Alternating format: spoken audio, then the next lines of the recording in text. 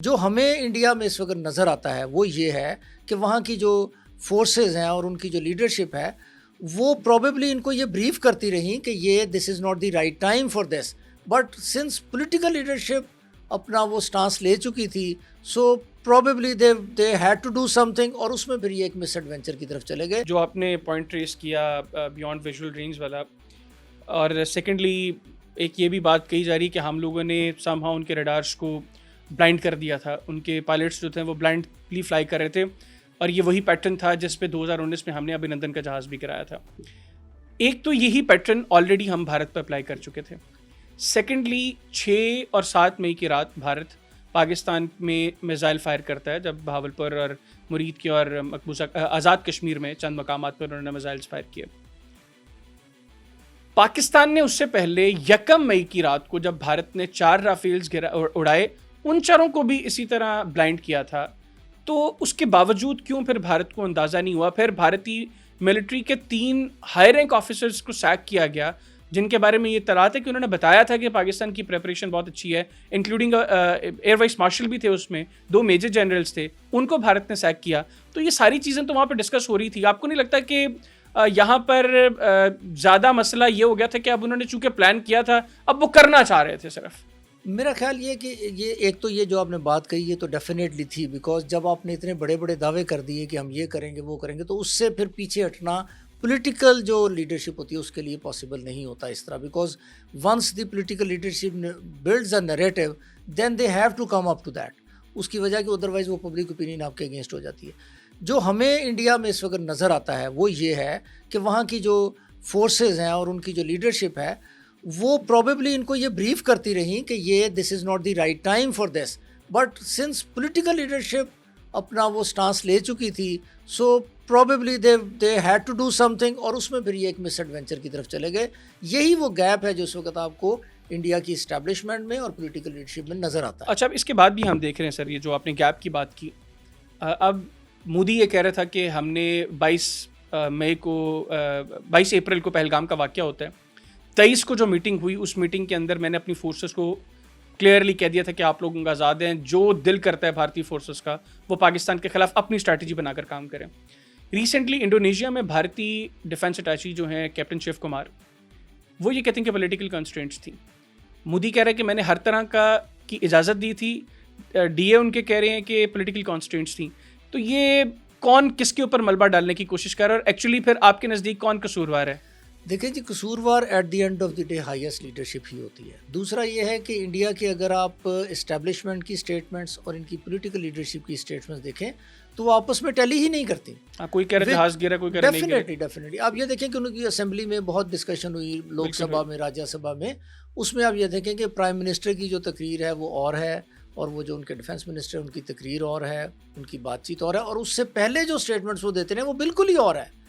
یہ تو political leadership جو انڈیا کی ہے اس نے تو سٹانس 180 ڈگری اپوزٹ کر لیا. شروع میں تو انہوں نے کہا کہ جی ہم نے ان کا ایسی کی تیسی پھیر دی پاکستان کی، یہ کر دی. اب آہستہ آہستہ جب انٹرنیشنلی ڈیفینیٹلی جب وہ چیزیں سامنے آتی ہیں، اور پھر no less than the US president himself start saying کہ جی یہ سیز فائر میں نے کروایا ہے، اور انڈینس کہہ رہے ہیں 30 ٹائمز ناؤ. کل پرسوں تک وہ 29 تھا، اب میرا خیال 30 ہو گیا ہے. تو وہ continuously whatever he is saying, وہ جیسا بھی ہو، ٹرمپ صاحب کی پرسنالٹی جیسی بھی ہو، لیکن coming from the highest level at the US president level, یہ چیز ایسے نہیں ہو سکتی کہ ایسا نہیں ہوا.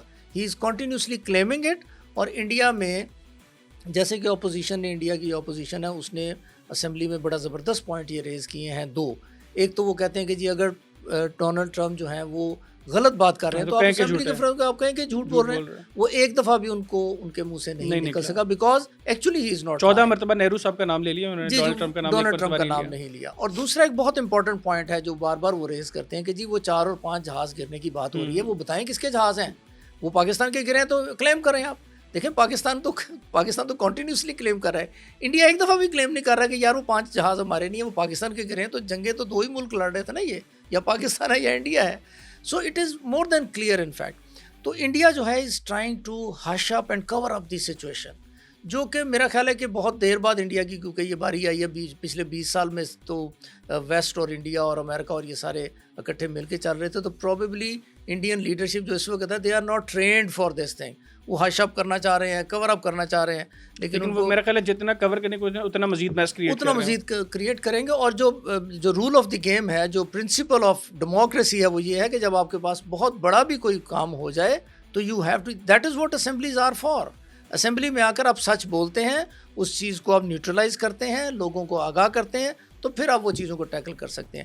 اگر انڈین لیڈرشپ اسی طرح یہ بات چھپانے کی کوشش کرتی رہے گی تو بار بار ان کو جو ہے عزیمت اٹھانی پڑے گی انٹرنیشنل لیول پہ بھی, اس سے مورائل ڈاؤن ہوتا ہے نیشن کا. اچھا مجھے یہ بتائیے گا کہ بھارت اس چیز کو کیوں ایکسیپٹ نہیں کر رہا کہ ڈونلڈ ٹرمپ نے سیز فائر کروایا. میں ابھی دی وائر پہ کرن تھاپر انٹرویو کر رہے تھے سنجے بارو کو, جو انڈین پریزیڈنٹ منموہن سنگھ کے ایڈوائزر تھے, میڈیا ایڈوائزر تھے.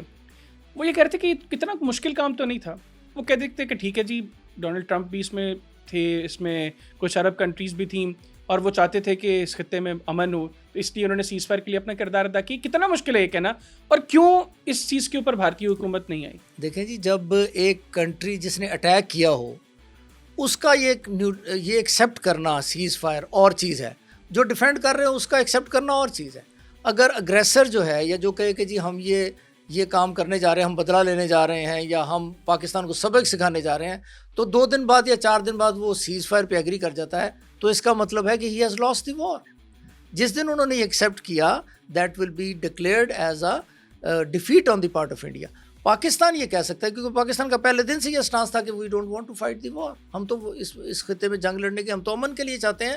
نیگوسیشن کے لیے پاکستان نے انوائٹ کیا. پاکستان نے اس حد تک کہا کہ جی جو آپ کہہ رہے ہیں اس کی آپ نیوٹرل انٹرنیشنل آپ انویسٹیگیشن کروا لیں. تو پاکستان کے لیے یہ ایکسیپٹ کرنا کہ جی ہم نے سیز فائر ایکسیپٹ کر لیا was just buying what they have already stated for. India کے لیے ہے کہ وہ چینج آف اسٹانس ہو جائے گا, تو وہ ڈیفینیٹلی. اچھا سر, ابھی جیو پولیٹیکل چیزوں کو ڈسکس کریں گے, لیکن اس سے پہلے جاتے جاتے یہ بتائیے گا کہ بھارت نے یہ مزید معاملات خراب نہیں کر رہے یہ کہہ کے کہ جس وقت بھی کوئی ٹیرر اٹیک ہوا تو ہم یہ جو آپریشن سندور پازڈ ہے ہم اس کو ریزیوم کر دیں گے, یہاں سے دوبارہ شروع ہو جائے گا. اب تو کوئی بھی اٹھے گا, اگر کوئی بھی اٹیک کرتا ہے تو بھارت کہے گا یہ ہو گیا معاملہ. ان کی تو پرانی عادت ہے نا کہ ہر چیز کا الزام پاکستان پر لگانا ہے. پہلگام واقعے میں بھی یہ ادھر فائرنگ ہو رہی تھی, ان کے میڈیا نے کہنا شروع کر دیا کہ پاکستان رسپانسبل ہے. ابھی ان کی اپنی انویسٹیگیشن آج کی ڈیٹ تک مکمل نہیں ہوئی ہے اس پر. سیکنڈلی, بھارت جتنا اگریسولی اب ملٹری اکوپمنٹ بائی کر رہا ہے, کچھ لوگوں کا یہ خیال ہے کہ اگلے 6 ماہ سے 1 سال کے اندر بھارت ایک اور اٹیک پاکستان پر کر سکتا ہے. اس کے لیے پھر ایک فالس فلیگ آپریشن کیا جائے, اس کو بنیاد بنایا جائے, اور پھر اسی نیریٹو کے اکارڈنگ وہ چل کے پاکستان کے ساتھ جنگ چھیڑ لیں. یہی جو پوائنٹ ہے, یہ جو آپ نے کوشچن کی ہے, دس از دی سینسٹیو پوائنٹ. اصل میں انڈیا نے کیا کیا, انڈیا نے نیوکلیئر تھریش ہولڈ جو ہے اس ریجن میں اس کو بہت نیچے کر دیا ہے. یعنی ایک تو انہوں نے یہ بتایا کہ جی ہم یونیلیٹرل ایکشن کر سکتے ہیں, which is very dangerous statement in fact, کہ جی ہمارے گھر میں یہ چوری ہوگی تو ہم آپ پہ چڑھ دوڑیں گے, ہم انویسٹیگیٹ نہیں کریں گے. یہی مطلب ہے نا اس کا کہ وہ کہے جی یہاں پہ ٹیررزم, ہمارے ٹیررزم ہوا ہے, ہمارے کسی نے یہاں پہ گولیاں ماری ہیں تو ہم آپ پہ اٹیک کر دیں گے پاکستان پہ. اور پاکستان دونوں نیوکلیئر کنٹریز ہیں, تو یہاں پہ تو لڑائی جو ہے اس کو سٹارٹ کرنے کا, یعنی وار ڈکلیریشن آف وار کا ایک میکنزم ہے جو پاکستان اور انڈیا کے بیچ میں ڈیسائیڈڈ ہے.